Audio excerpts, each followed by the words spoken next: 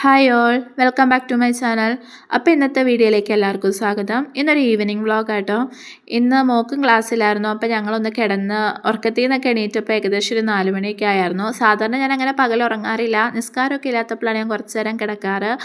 ഇന്ന് കുഞ്ഞു വീട്ടിലിരുന്നുകൊണ്ട് ചോറ് കഴിച്ചിട്ട് ഇച്ചിരി നേരം കിടന്നുറങ്ങി. പിന്നെ ഞാൻ എണീറ്റ് മുറ്റത്തെത്തിയപ്പോഴത്തേക്കും എൻ്റെ പുറകെ ചിന്നു വന്നിട്ടുണ്ട് കേട്ടോ. ചിന്നു അങ്ങനെയാണ്, ഞാൻ അടുത്തുനിന്ന് എണീറ്റ് പോയാൽ അപ്പോഴത്തേക്കും എണീറ്റ് വരും. പിന്നെ കരഞ്ഞുകൊണ്ടായിരുന്നു ആൾ വന്നത്. പിന്നെ ആക്കളോട് ഇത്തിരി ഇരുന്ന് ആളെ ഒന്ന് കളിപ്പിച്ചൊന്ന് ഹാപ്പിയാക്കി, അല്ലെങ്കിൽ ഇന്നത്തെ ദിവസം ഇനി ആൾ നശിപ്പിച്ച് കളയും. പിന്നെ ഞാൻ കുഞ്ഞുവിനെ പോയി വിളിച്ചിട്ടോ, കാരണം ഇനിയും കിടന്നു കഴിഞ്ഞ് കഴിഞ്ഞാൽ കുഞ്ഞുവിനെ രാത്രി ഉറങ്ങാൻ ഒത്തിരി താമസിക്കും. അതനുസരിച്ച് രാവിലെ എണീക്കാനും താമസിക്കും.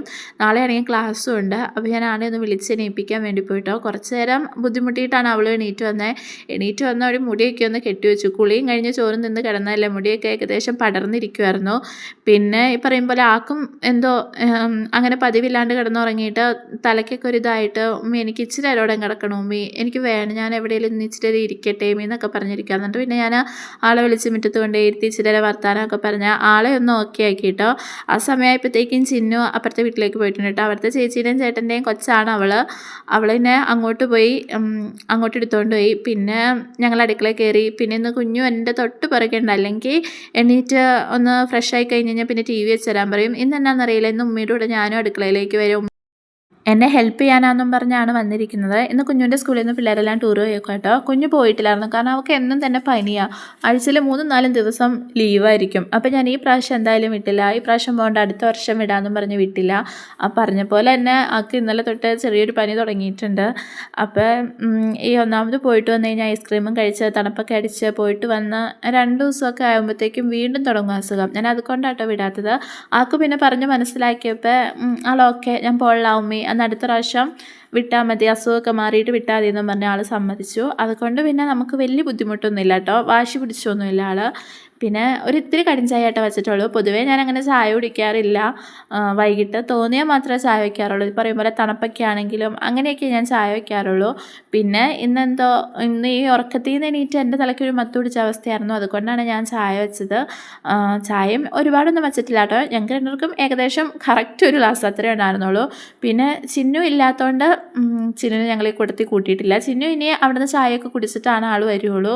പിന്നെ എൻ്റെ കിച്ചണിൽ എൻ്റെ ഗ്യാസ് സ്റ്റവ് വെച്ചേക്കുന്നതെന്ന് വെച്ചാൽ, ഞങ്ങൾ ഈ വീട് മേടിച്ചപ്പോൾ ഇവിടെ ഈ ഭാഗത്ത് അടുപ്പായിരുന്നു. പിന്നെ ഞങ്ങൾ ആ അടുപ്പ് പൊളിച്ച് കളഞ്ഞിട്ടാണ് ഞങ്ങളിവിടെ ഗ്യാസ് സ്റ്റവ് വെച്ചത്. ആ അടുപ്പോടെ വന്ന് പിന്നെ ഗ്യാസും കൂടെ ഈ അടുക്കളയിൽ വരുമ്പോൾ അടുക്കളയ്ക്ക് ഒട്ടും സ്ഥലമില്ലായിരുന്നു. പിന്നെ എപ്പോഴും മുഷിഞ്ഞ് കിടക്കുമായിരുന്നു. അപ്പോൾ ആ അടുപ്പിൻ്റെ ചിമ്മിനിയാട്ടോ അത്. പിന്നെ ഞങ്ങൾ അവിടെ ഒരു കബോർഡ് പിടിപ്പിച്ചു എന്നും പിന്നെ പാത്രങ്ങൾ വയ്ക്കാനുള്ള ചെറിയൊരു സ്റ്റാൻഡും വെച്ചു എന്ന് മാത്രമേ ഉള്ളൂ. പിന്നെ ഞങ്ങൾ ഇന്ന് പ്രത്യേകിച്ചൊന്നുമില്ല, പാർലേജിയുടെ ബിസ്ക്കറ്റ് മാത്രമേ ഉള്ളൂ കേട്ടോ. പാർലേജിയുടെ ബിസ്ക്കറ്റ് ചായ മുക്കി കഴിക്കാൻ ഇഷ്ടമില്ലാത്ത ആരും ഉണ്ടാവുമെന്ന് എനിക്ക് തോന്നുന്നില്ല. പാൽ ചായയാണ് എനിക്ക് ഇത്തിരിയോടും ബെറ്റർ. ഇന്നിപ്പോൾ പാലില്ലാത്തതുകൊണ്ട് കടിഞ്ചായയിൽ അഡ്ജസ്റ്റ് ചെയ്ത് കഴിച്ചു കേട്ടോ. കുഞ്ഞിനും ഭയങ്കര ഇഷ്ടമാണ് ബിസ്ക്കറ്റ് ചായ മുക്കി തിന്നാനായിട്ട്. പിന്നെ പണ്ടത്തെ ബിസ്ക്കറ്റിൻ്റെ ടേസ്റ്റ് ഒന്നും ഇല്ല കേട്ടോ ഇപ്പോഴത്തെ പാർലേജിക്കൊക്കെ. വേഗം തണുത്തു പോവുകയും ചെയ്യും. പിന്നെ പണ്ടത്തേന്ന് വെച്ചിട്ടുണ്ടെങ്കിൽ അതെന്തോ കിട്ടാനിരുന്ന് കിട്ടണോണ്ടെന്നറിയില്ല, അതിന് നല്ല രുചിയായിരുന്നു. ആ രുചി എന്തായാലും ഇപ്പോഴത്തെ ബിസ്ക്കറ്റിനൊന്നും കിട്ടില്ല. പിന്നെ ഞാൻ വേഗം പാത്രം കഴുകി വെച്ചിട്ട് എനിക്ക് മിറ്റം അടിക്കാനുണ്ട്. ഇന്നിപ്പോൾ മഴക്കാറാണ്. മഴക്കാറെന്ന് വെച്ചാൽ വീഡിയോയിൽ കാണുമ്പോൾ പോലെ അല്ല കേട്ടോ, നന്നായിട്ട് ഇരുണ്ട് മൂടി കിടക്കും. ഒരു 6 മണിയൊക്കെ ആയൊരു ഫീലിംഗ് ആട്ടോ. അപ്പോൾ വേഗം പാത്രം കഴുകി വെച്ചിട്ട് ഇന്നിപ്പോൾ മിറ്റം അടിക്കുമ്പോൾ ഒരുപാട് നമ്മൾ മടുത്തും പോവില്ല. പിന്നെ നാളെ രാവിലത്തെ പണിയും കുറച്ച് കുറഞ്ഞു കിട്ടും. അപ്പോൾ ഞാൻ അതിലേക്ക് പോകാൻ നേരത്താട്ടോ വേഗം കഴുകി വെക്കുന്നത്. പിന്നെ ഇന്നലെ വൈകിട്ട് ഞങ്ങളിവിടെ ഇല്ലായിരുന്നു, ഞങ്ങൾ തറവാട്ടിലായിരുന്നു. അപ്പോൾ ഇന്ന് ഉച്ചയായപ്പോഴാണ് വന്നത്. അപ്പോൾ എനിക്കങ്ങനെ രാവിലെ കുക്കിംഗ് ഞാൻ ഒരുപാടൊന്നും ചെയ്തിട്ടില്ല കേട്ടോ. എനിക്ക് ഉച്ചയ്ക്ക് ഇരുന്ന കറിയും കൊണ്ടൊക്കെ അഡ്ജസ്റ്റ് ചെയ്ത് അങ്ങനെ ഞങ്ങളെല്ലാം ഒന്ന് ഒപ്പിച്ചെടുക്കുവാണ്. പിന്നെ ഞാൻ മിറ്റടിക്കാനായിട്ട് ഇറങ്ങി. കുഞ്ഞു ഊഞ്ഞാലാടാനും പോയിട്ടുണ്ട് കേട്ടോ. ചിന്നു ഇല്ലാത്തപ്പോഴാണ് കുഞ്ഞു ഇങ്ങനെ അവളുടേതായ കളിയിലേക്കൊക്കെ പോവാറ്. ഇല്ലെങ്കിൽ ചിന്നുവിനെയും പിടിച്ചുകൊണ്ട് ഒന്നെങ്കിൽ ചിന്നുവിനെ സൈക്കിൾ ഓട്ടിക്കും. ചിന്നുവിൻ്റെ കൂടെയാണ് പിന്നെ കുഞ്ഞുവിൻ്റെ കളി എന്ന് പറയുന്നത്. അവളില്ലാത്തപ്പോൾ ഈ പറയും പോലെ കുഞ്ഞുവിനാണെങ്കിലും ഒരു മൂകതയാട്ടോ, ഒരൊറ്റപ്പെട്ടൊരവസ്ഥയാണ്. പക്ഷെ ചിന്നുവിന് അങ്ങനെയില്ല കേട്ടോ. ചിന്നു ആണെങ്കിൽ കുഞ്ഞു സ്കൂളിൽ പോയി കഴിഞ്ഞ് കഴിഞ്ഞാൽ ഇവിടെ ഒറ്റയ്ക്കല്ല. അപ്പോൾ ചിന്നുവിനത് കുഴപ്പമില്ല. പക്ഷെ കുഞ്ഞുവിന് അങ്ങനെയല്ല. ചിന്നു എപ്പോഴും കൂടെ വേണം, അല്ലെങ്കിൽ ഇങ്ങനെ കുഞ്ഞു ഇങ്ങനെ വിഷമിച്ചിരിക്കുകയാണ്. പിന്നെ ഞാൻ മിറ്റടിക്കണം കണ്ടിട്ട് ഉമ്മി ഞാനും മിറ്റടിക്കാം, അവൾക്ക് സമയം പോകാത്തതുകൊണ്ട് കേട്ടോ ഞാനും മിറ്റടിക്കാമെന്നും പറഞ്ഞ് ഒരു ചൂലും എടുത്തുകൊണ്ട് വന്നിട്ടുണ്ട് കേട്ടോ. അപ്പോഴത്തേക്കും ചിന്നുവിൻ്റെ സർക്കിട്ടൊക്കെ കഴിഞ്ഞ ആളിവിടെ എത്തിയിട്ടുണ്ട് കേട്ടോ. ആൾക്ക് എൻ്റെ അടുത്ത് നിൽക്കാൻ വലിയ താല്പര്യമൊന്നുമില്ല. എപ്പോഴും ചേട്ടൻ്റെയും ചേച്ചിയുടെ അടുത്ത് നിൽക്കുന്നതാണ് ആൾക്ക് ഇഷ്ടം.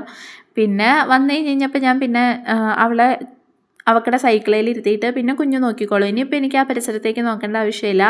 അപ്പോഴത്തേക്കും മറ്റേ ഇപ്പോൾ ഇലക്ഷൻ ആയതുകൊണ്ട് സ്ഥാനാർത്ഥി വന്നിട്ടുണ്ടായിരുന്നു. പിന്നെ അവർ ഏകദേശം ഇരുന്നൊരു 3/4 മണിക്കൂറൊക്കെ ഇരുന്നിട്ടാട്ടോ പോയത്. അവർ പോയപ്പോഴത്തേക്കും ഏകദേശം ഇരുട്ടായി. പിന്നെ ഞാൻ സമയം കഴിയാണ്ട് വേഗം അടിച്ചു വാരി കളഞ്ഞു. പിന്നെ പൂച്ചയ്ക്കുള്ള തീറ്റയും വച്ച് കൊടുത്തിട്ടാണ് ഞാൻ അകത്ത് കയറി ഗ്രില്ലടയ്ക്കാറ്. അല്ലെങ്കിൽ അതുങ്ങൾ രാത്രി പട്ടിണി കിടക്കുമല്ലോ. ഇന്നാണെങ്കിൽ പൂച്ചേനെ ഞാൻ വൈകിട്ട് കണ്ടോ ഇല്ല. പിന്നെ വേഗം കയറി കർട്ടനൊക്കെ നീക്കിയിട്ടു. ഇന്നിപ്പോൾ എനിക്ക് വേറെ പണിയൊന്നുമില്ല, നിസ്കാരം ഒത്തൊന്നും ഇല്ലാത്തതുകൊണ്ട് ഞാനിങ്ങനെ ഫ്രീ ആണ്. എന്നപ്പോൾ കുഞ്ഞുവിൻ്റെ ഡ്യൂട്ടിയാണ് ഓത്തൊക്കെ. അവൾക്ക് അറിയും പോലെ അവൾ ചെയ്യും കേട്ടോ.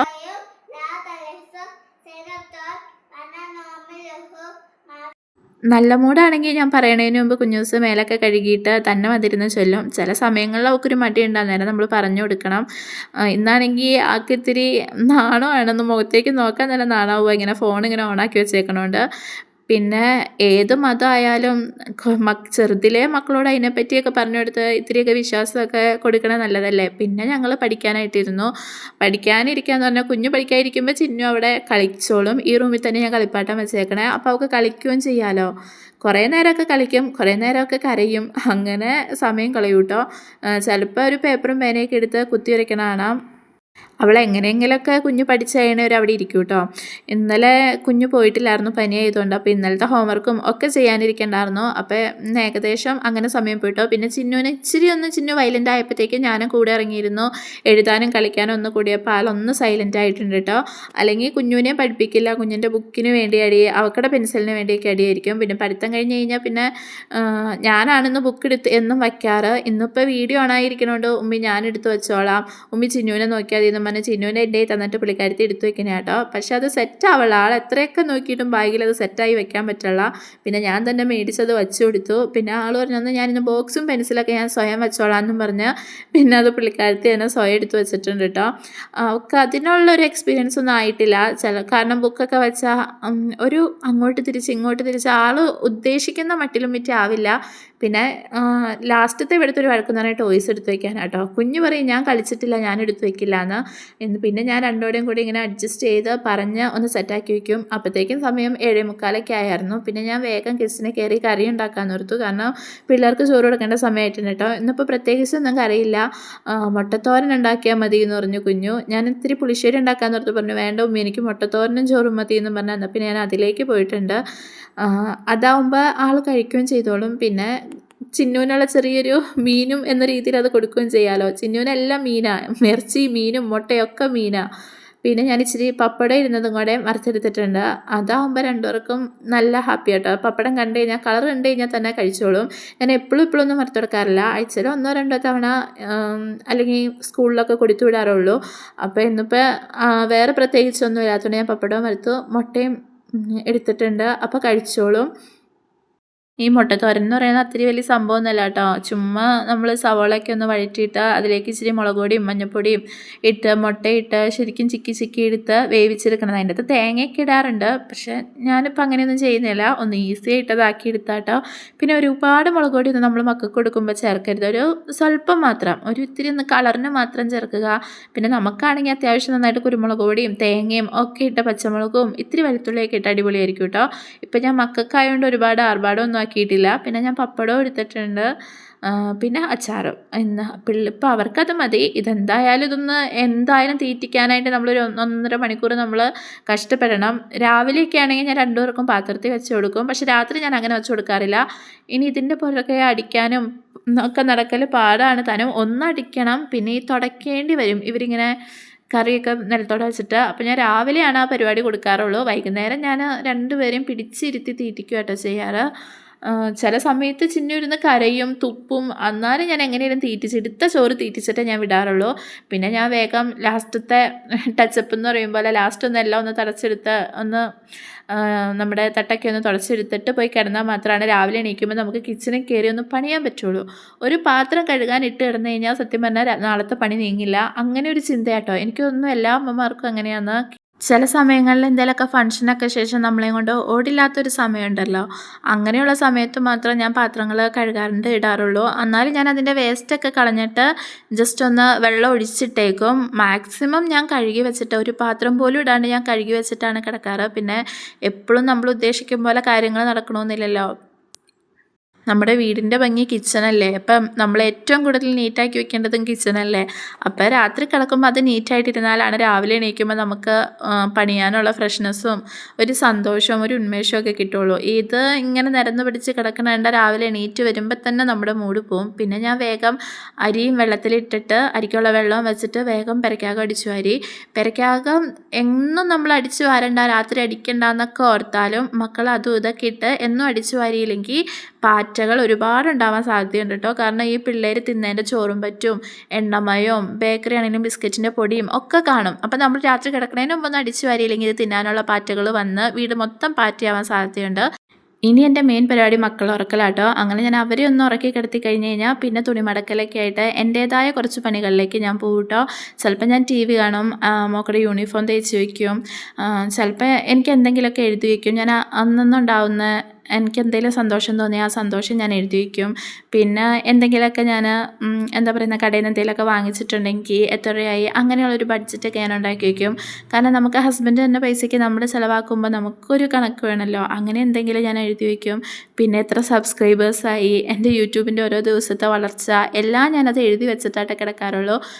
പിന്നീട് ഒരു ദിവസം നമ്മുടെ ജീവിതത്തെ പറ്റി ഒന്ന് തിരിഞ്ഞു നോക്കുമ്പോൾ നമ്മൾ ഓരോ ദിവസം എങ്ങനെ ചിലവാക്കി, ഓരോ സമയം നമ്മളെങ്ങനെ സ്പെൻഡ് ചെയ്തു എന്ന് നമുക്കൊരു തോന്നൽ വേണമല്ലോ. ഞാൻ അതുകൊണ്ട് അതൊക്കെ എഴുതി വെച്ചിട്ടാട്ടോ ഞാൻ കിടക്കാറുള്ളൂ. ഞാൻ ഇങ്ങനെയൊന്നും അല്ലായിരുന്നു. ഞാനിതിലൊക്കെ നല്ല മടിയായിരുന്നു. എൻ്റെ ജീവിതത്തെ പറ്റി ഒരു പ്ലാനും ഇല്ലാത്ത ആളായിരുന്നു.